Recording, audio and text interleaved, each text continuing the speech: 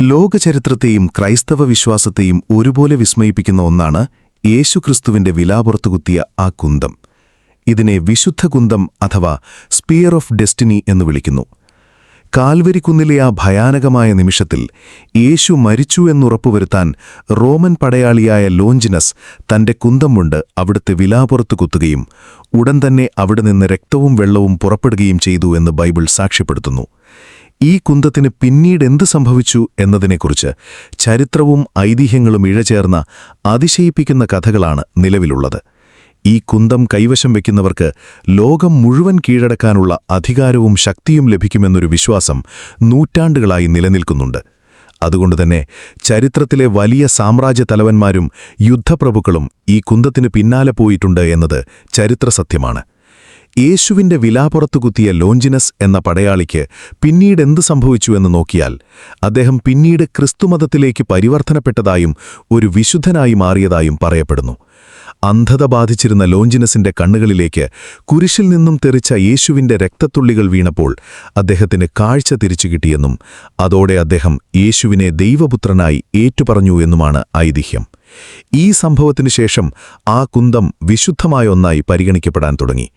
ആദ്യകാലങ്ങളിൽ പലയിടങ്ങളിലായി ഈ കുന്തം സംരക്ഷിക്കപ്പെട്ടിരുന്നുവെങ്കിലും ചരിത്രത്തിന്റെ വിവിധ ഘട്ടങ്ങളിൽ ഇതിന്റെ സാന്നിധ്യം പല രാജവംശങ്ങളിലും കാണാൻ സാധിക്കും. കോൺസ്റ്റന്റൈൻ ചക്രവർത്തി മുതൽ ഹിറ്റ്ലർ വരെയുള്ളവർ ഈ കുന്തത്തിന്റെ ശക്തിയിൽ വിശ്വസിച്ചിരുന്നു. മധ്യകാലഘട്ടത്തിലെ കുരിശുയുദ്ധങ്ങളുടെ സമയത്താണ് ഈ കുന്തത്തെക്കുറിച്ചുള്ള മറ്റൊരു പ്രധാനപ്പെട്ട വിവരം പുറത്തുവരുന്നത്. അന്ത്യോക്യ പിടിച്ചടക്കാനുള്ള പോരാട്ടത്തിൽ തളർന്നുപോയ കുരിശുദ്ധക്കാർക്ക് ഒരു പള്ളിയിൽ നിന്ന് ഈ വിശുദ്ധ കുന്തം ലഭിച്ചതായും അതോടെ അവർക്ക് അമാനുഷികമായ ശക്തി ലഭിച്ച് ശത്രുക്കളെ തോൽപ്പിച്ചതായും പറയപ്പെടുന്നു. എന്നാൽ ഇന്ന് ലോകത്തിന്റെ വിവിധ ഭാഗങ്ങളിലായി 4 പ്രധാന കുന്തങ്ങൾ വിശുദ്ധ കുന്തം എന്ന അവകാശവുമായി നിലനിൽക്കുന്നുണ്ട്. വത്തിക്കാനിലെ സെന്റ് പീറ്റേഴ്സ് ബസിലിക്കയിൽ ഒന്ന് സൂക്ഷിച്ചിരിക്കുന്നു.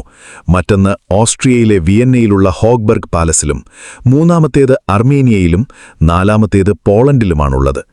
ഇതിൽ വിയന്നയിലുള്ള കുന്തമാണ് ചരിത്രപരമായി ഏറ്റവും കൂടുതൽ ചർച്ച ചെയ്യപ്പെട്ടിട്ടുള്ളത്. വിയന്നയിലെ ഈ കുന്തം ഹോളി റോമൻ എംപയർ ചക്രവർത്തിമാരുടെ കിരീടധാരണ ചടങ്ങുകളിൽ പ്രധാന ഭാഗമായിരുന്നു. ആയിരക്കണക്കിന് വർഷങ്ങളായി ഇത് അധികാരത്തിന്റെ ചിഹ്നമായി കരുതപ്പെട്ടു.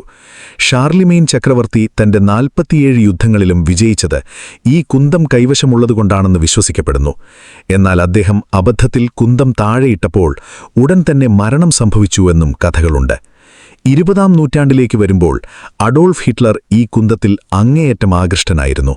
യുവാവായിരുന്ന കാലത്ത് വിയന്നയിലെ മ്യൂസിയത്തിലിരുന്ന ഈ കുന്തത്തെ മണിക്കൂറുകളോളം നോക്കി നിൽക്കുമായിരുന്നു ഹിറ്റ്ലർ. ഈ കുന്തം കൈവശപ്പെടുത്തിയാൽ തനിക്ക് ലോകം കീഴടക്കാമെന്ന് അയാൾ ഉറച്ചു വിശ്വസിച്ചു. 2ാം ലോക മഹായുദ്ധം ആരംഭിച്ചപ്പോൾ ഹിറ്റ്ലർ ആദ്യം ചെയ്ത കാര്യങ്ങളിലൊന്നായിരുന്നു വിയന്നയിൽ നിന്ന് ഈ കുന്തം ജർമ്മനിയിലെ ന്യൂറംബർഗിലേക്ക് മാറ്റുക എന്നത്. യുദ്ധത്തിൽ നാസികൾ ആദ്യകാലങ്ങളിൽ നേടിയ വിജയങ്ങൾക്ക് കാരണം ഈ കുന്തമാണെന്ന് അവർ വിശ്വസിച്ചിരുന്നു. എന്നാൽ 1945 ഏപ്രിൽ 30-ന് അമേരിക്കൻ സൈന്യം ഈ കുന്തം കൈക്കലാക്കി തങ്ങളുടെ അധീനതയിലാക്കിയത്.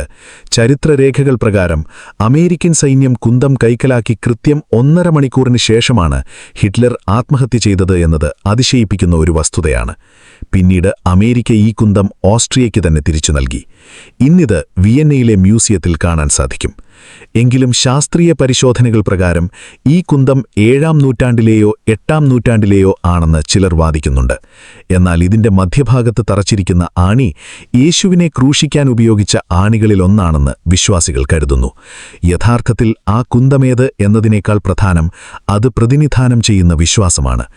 യേശുക്രിസ്തുവിന്റെ കഷ്ടാനുഭവത്തിന്റെയും മരണത്തിന്റെയും മൂകസാക്ഷിയായ ആ കുന്തം ഇന്നും ചരിത്രകാരന്മാർക്കും വിശ്വാസികൾക്കും ഒരു വലിയ നിഗൂഢതയായി തുടരുന്നു. ദൈവപുത്രന്റെ രക്തം പുരണ്ട ആ ആയുധം പിന്നീട് ലോകം ഭരിക്കാനുള്ള അധികാരത്തിന്റെ ചിഹ്നമായി മാറിയത് മനുഷ്യചരിത്രത്തിലെ തന്നെ ഏറ്റവും വലിയ വിരോധാഭാസങ്ങളിലൊന്നാണ്. വിശ്വാസികളെ സംബന്ധിച്ചിടത്തോളം ഈ കുന്തം ഒരു ഭൗതിക വസ്തു മാത്രമല്ല, മറിച്ച് ദൈവം മനുഷ്യർക്ക് നൽകിയ വലിയ ബലിയുടെ ഓർമ്മപ്പെടുത്തലാണ്. ഈ കുന്തം ഇന്നും ലോകമെമ്പാടുമുള്ള ക്രിസ്ത്യാനികൾക്ക് വലിയ ആത്മീയ ചിന്തകൾ നൽകുന്നു. ചരിത്രപരമായ അന്വേഷണങ്ങൾ എത്ര നടന്നാലും ഇതിന്റെ ദിവ്യത്വം വിശ്വസിക്കുന്നവർക്ക് ഇതൊരു വലിയ ശക്തിയായി തന്നെ നിലനിൽക്കുന്നു. ഓരോ കാലഘട്ടത്തിലും ഈ കുന്തം കൈമാറി വന്ന വഴികൾ പരിശോധിച്ചാൽ അത് ദൈവഹിതമാണോ അതോ വെറും യാദൃച്ഛികതയാണോ എന്ന് ചിന്തിക്കേണ്ടിയിരിക്കുന്നു. ഏതായാലും ആയുധങ്ങൾ കൊണ്ട് കീഴടക്കുന്ന സാമ്രാജ്യങ്ങളെക്കാൾ വലിയൊരു സാമ്രാജ്യം സ്നേഹം കൊണ്ട് യേശുക്രിസ്തു സ്ഥാപിച്ചു എന്നതാണ് ഏറ്റവും വലിയ സത്യം. ഈ കുന്തം ആ വലിയ സത്യത്തിന്റെ ഒരടയാളമായി ചരിത്രത്തിൽ എന്നും നിലനിൽക്കും. ഇതിന്റെ ഓരോ ഭാഗവും, അത് ലോഞ്ചിനസിന്റെ കയ്യിലായാലും ഹിറ്റ്ലറുടെ കയ്യിലായാലും, മനുഷ്യന്റെ അധികാരത്തോടുള്ള മോഹത്തിന്റെയും ദൈവത്തിന്റെ നിഗൂഢമായ ഇടപെടലുകളുടെയും കഥകളാണ് നമ്മോട് പറയുന്നത്. വരും തലമുറകൾക്കും ഈ സ്പിയർ ഓഫ് ഡെസ്റ്റിനി ഒരു വലിയ വിസ്മയമായി തന്നെ തുടരും എന്നതിൽ സംശയമില്ല.